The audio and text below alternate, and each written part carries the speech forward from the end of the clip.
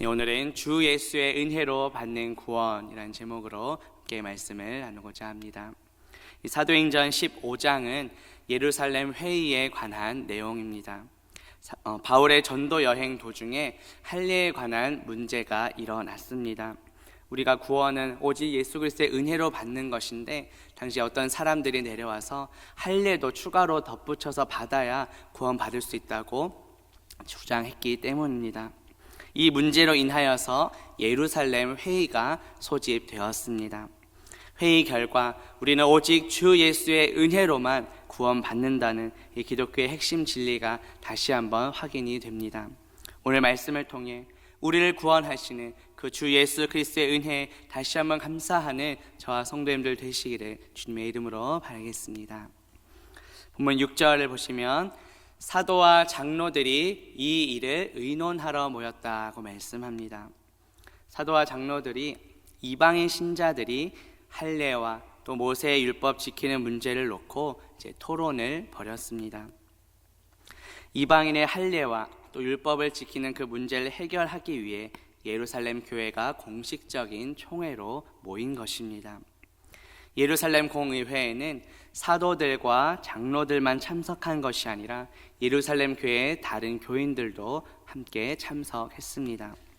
12절에 보면 온 무리라고 표현을 하고, 또 22절에서는 사도와 장로와 온 교회가 모였다고 말씀합니다. 근데 오늘 6절 말씀에서 사도들과 장로들만 언급한 것은 바로 이들이 예루살렘 교회를 대표하는 사람들이었기 때문입니다. 그런데 여기서 모인다는 것이 수동태로 되어 있습니다. 이 모임이 공식적인 회의였기 때문에 교회를 대표하는 이 사도와 장로들이 참석하도록 독려받았다는 뜻입니다. 이들은 예루살렘 회의로 왜 모이게 되었습니까? 사도들과 장로들이 모여서 의논한 바로 이 일은 무엇일까요? 이방인 그리스도인들이 반드시 할례를 받아야만 그 교회의 공동체 일원이 될 수 있는가 하는 문제였습니다. 다시 말해 이방인이 구원을 받기 위해 또 추가로 할례를 받아야 하는지 그 문제에 대해서 의논한 것입니다. 이 당시의 배경은 이방 지역에 많은 복음이 활발하게 전파되었던 시기입니다. 그리고 수많은 이방 사람들이 예수님을 믿고 돌아오는 그런 시기였습니다. 그런 과정 속에서 유대인 출신의 그리스도인들은 이제 새로 복음을 듣고 믿기 시작한 이방인들이 예수님을 믿더라도 구원을 받기 위해서는 반드시 추가로 할례도 받고 또 모세의 율법도 지켜야 한다고 주장했습니다. 그래서 교회는 이 일을 의논하기 위해 한 자리에 모이게 된 것입니다. 본문 7절에 보면 많은 변론이 있은 후에 베드로가 일어나 말하되 형제들아 너희도 알거니와 하나님이 이방인들로 내 입에서 복음의 말씀을 들어 믿게 하시려고 오래전부터 너희 가운데서 나를 택하시고 라고 말씀합니다. 오늘 본문은 예루살렘 회의 중에 여러 사람들이 말을 하고 있는데, 오늘 본문은 바로 베드로가 이야기한 내용입니다. 베드로가 말하기 전에도 많은 사람들의 변론이 이미 있었습니다. 이방인이 구원을 받으려면 할례를 받아야 하는지에 대해 다양한 사람들의 의견이 오고 갔을 것입니다. 이 회의에 많은 토론과 또 논쟁이 벌어지는 가운데 그때 이제 초대교회 지도자였던 사도 베드로가 일어나서 이제 말을 하게 됩니다. 먼저 베드로는 그 예루살렘 교회에 모인 사람들을 향해 자신에 관한 일을 너희가 이미 익히 잘 알고 있다는 말로 시작합니다. 사람들이 알고 있던 베드로에 관한 일은 무엇일까요? 이전에 베드로는 이방인이었던 고넬료의 가정에 복음을 전하고 또 세례를 주었던 적이 있습니다. 사도행전 10장 45절에 보면 베드로와 함께 온 할례 받은 신자들이 이방인들에게도 성령 부어주심으로 말미암아 놀라니라고 말씀합니다. 이미 베드로는 이방인들도 구원을 받을 수 있다는 사실을 확인했습니다. 그리고 이미 예루살렘 교회에도 이와 같은 사실을 보고한 적이 있습니다. 사도행전 11장 18절에 보면 그들이 이 말을 듣고 잠잠하여 하나님께 영광을 돌려 이르되 그러면 하나님께서 이방인에게도 생명 얻는 회개를 주셨도다 하니라고 말씀합니다. 베드로는 당시 예루살렘 총회에 모였던 사람들이 이미 잘 알고 있던 자신이 이방인 고넬료를 회심시켰던 그 사건을 다시 한번 떠올리게 합니다. 베드로는 이방인을 구원하는 것이 사람이 아니라 하나님의 주권 아래에 있음을 이야기합니다. 하나님께서 자신을 택하셨다고 말씀합니다. 과거에 베드로 역시 이방인이 복음을 듣고 주님께 돌아오는 것을 그렇게 탐탁지 않게 여기던 사람이었습니다. 그런데 하나님께서 하시는 그 일을 통해 이방인들도 구원받아야 하는 하나님의 백성임을 깨닫게 되었습니다. 베드로는 하나님께서 자신을 택하셔서 이방인인 고넬료의 가정에 복음을 전하도록 했음을 깨달았습니다. 지금은 이제 그 당시로부터 약 10여 년 정도 흐른 시기입니다. 베드로는 이미 오래전에 이미 확인한 그 사실, 해결된 문제를 왜 다시 거론하는지 이제 이야기하는 것입니다. 베드로는 하나님께서 자신을 택하셨다고 말씀합니다. 이것은 이전에 베드로가 본 환상을 가리킵니다. 사도행전 10장 19절과 20절에 보면 베드로가 그 환상에 대하여 생각할 때에 성령께서 그에게 말씀하시되 두 사람이 너를 찾으니 일어나 내려가 의심하지 말고 함께 가라 내가 그들을 보내었느니라 하시니 라고 말씀합니다. 당시 베드로가 보았던 환상은 무엇입니까? 하늘로부터 보자기가 내려왔는데 그 안에 각종 짐승이 있었습니다.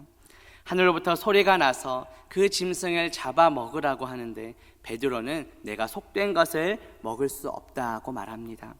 그러자 하나님께서는 하나님이 깨끗하게 하신 것을 네가 속되다 하지 말라고 말씀하십니다. 그래서 베드로는 그 환상을 통하여 이방인을 구원하시고자 하는 하나님의 계획과 뜻을 깨닫게 되었습니다. 하나님께서는 이방인은 구원받을 수 없을 것이라고 생각했던 그 베드로의 편견을 깨뜨려 주신 것입니다. 베드로로 하여금 이방인이었던 고넬료에게 그 가정에 복음을 전하도록 하기 위해서 환상을 통해 나타나신 것입니다. 하나님께서는 그 베드로를 통하여서 복음의 말씀을 듣도록 하셨습니다. 복음은 무엇입니까? 문자적으로는 좋은 소식입니다. 이 복음의 시작은 바로 예수 그리스도이십니다. 신약성경 마가복음 1장 1절에 보면 하나님의 아들 예수 그리스도의 복음의 시작이라고 말씀합니다. 또 마태복음 4장 23절에 보면 예수께서 온 갈릴리에 두루 다니사 그들 회당에서 가르치시며 천국 복음을 전파하시며 백성 중에 모든 병과 모든 약한 것을 고치셨다고 말씀합니다. 예수님께서 이 땅에 오셔서 선포하신 것이 바로 천국 복음입니다. 천국은 하나님 나라입니다. 예수 그리스도께서 통치하시고 다스리신 곳이 바로 하나님 나라입니다.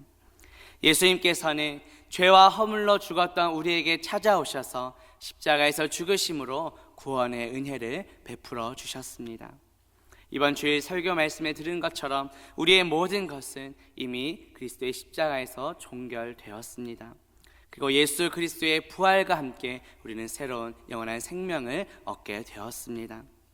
이 모든 것은 우리 어떤 자격이 아니라 전적인 하나님의 은혜입니다. 베드로는 이 복음의 말씀을 전하도록 하나님께 택함 받은 것입니다. 그런데 구원을 받기 위해서는 할례도 받고 모세의 율법도 지켜야 한다는 당시 어떤 사람들의 그 주장은 이방인들에게 있어서는 좋은 소식이 아니라 나쁜 소식이었던 것입니다. 그래서 베드로는 자신이 하나님께 택함 받아서 전하게 된 것이 바로 복음의 말씀, 좋은 소식이라고 강조합니다. 본문 8절 말씀 보시면 또 마음을 아시는 하나님이 우리에게와 같이 그들에게도 성령을 주어 증언하시고 라고 말씀합니다. 베드로는 자신을 택하신 하나님이 어떤 분이시라고 말씀합니까? 마음을 아시는 분이라고 말씀합니다. 하나님께서는 외모가 아니라 우리의 마음 중심을 보시는 분이십니다. 우리의 마음을 살피시며 감찰하시는 분이십니다. 구원을 베푸실 때도 마찬가지입니다. 우리의 어떤 겉모습, 외모나 어떤 우리의 사회적인 배경을 보시지 않습니다. 우리의 마음의 중심이 정말 예수 그리스도를 향하고 있는지, 예수 그리스도를 믿는 그 믿음을 보시고 구원을 베풀어 주십니다. 그렇기 때문에 이 구원의 은혜와 더불어서 할례와 같은 어떤 외적인 의식이 추가로 덧붙여질 필요가 없는 것입니다. 베드로는 이미 이방인 고넬료를 구원하신 그 하나님의 은혜를 통해 직접 이 놀라운 은혜를 깨달았습니다. 하나님께서는 이방인을 구원하신 것을 어떻게 증거하셨습니까? 이방인들에게 성령을 주심으로 증언하셨습니다.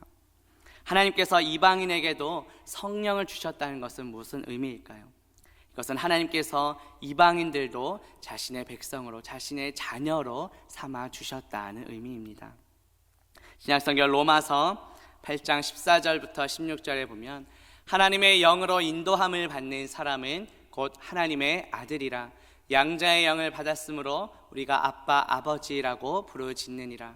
성령이 친히 우리의 영과 더불어 우리가 하나님의 자녀인 것을 증언하신다고 말씀합니다.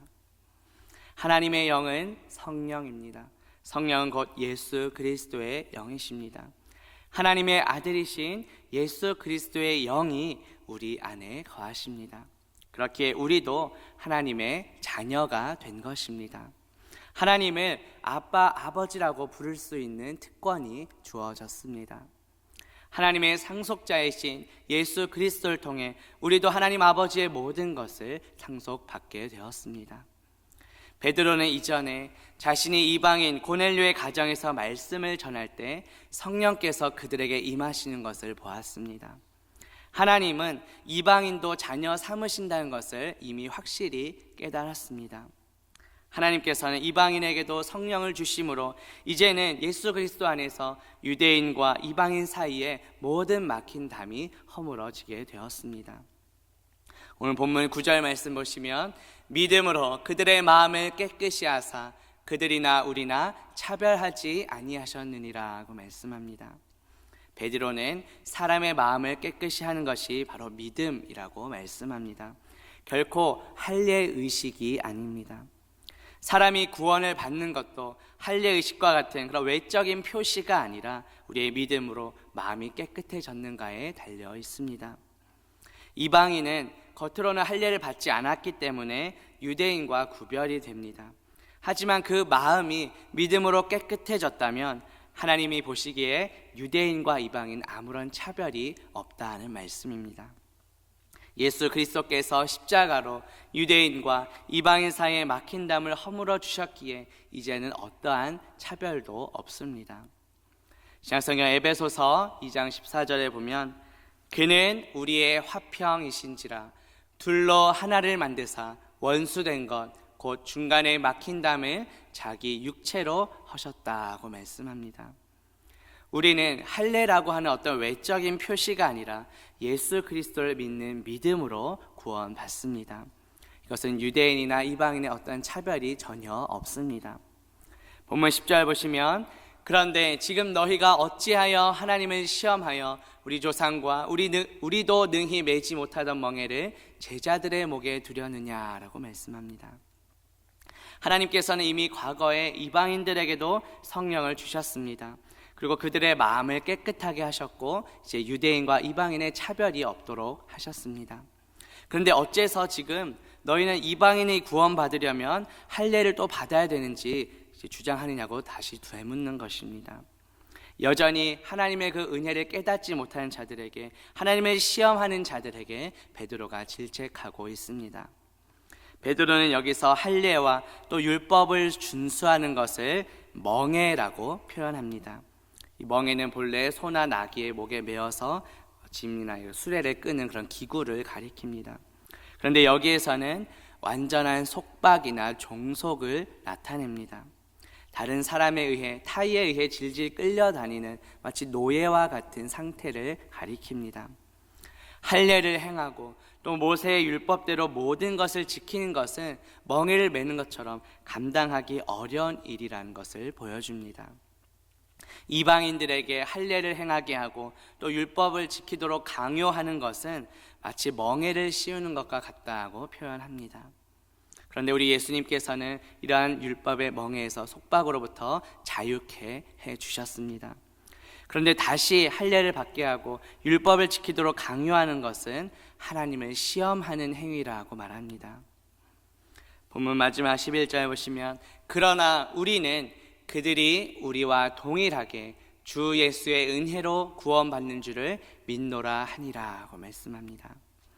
베드로는 우리가 구원받는 것은 할례나 또 율법을 지키는 것 어떤 행위가 아니라 그런 멍에를 메어서 받는 것이 아니라고 강조합니다. 우리가 능히 감당할 수 없는 그 멍에를 메어서 구원을 받을 수 없습니다. 그런 할례나 율법 준수와 같은 멍에가 아니라 값없이 베풀어 주시는 하나님의 은혜입니다. 오직 우리는 주 예수 그리스도의 은혜로 구원받습니다. 이 은혜로 번역된 단어는 기쁨이라는 뜻입니다. 아무 자격 없는 우리에게 기쁨으로 베풀어 주시는 선물입니다. 이방인처럼 할례를 받지 않더라도 또 율법을 완벽하게 지키지 못하더라도 예수 그리스도께서 우리를 구원하기를 기뻐하셔서 하나님의 은혜로 구원해 주신 것입니다. 이 구원받다는 것이 역시 수동태로 되어 있습니다. 우리 스스로 힘으로 우리를 죄에서 건질 수 없던 것입니다. 오직 주 예수 그리스도의 은혜로 주어지는 것입니다. 베드로는 그들이 우리와 동일하게 라고 말씀합니다. 이러한 은혜는 유대인이나 이방인의 차별이 없이 동일하게 주어집니다. 할례 받은 유대인이나 할례 받지 않은 이방인 사이에 아무런 차별이 없습니다.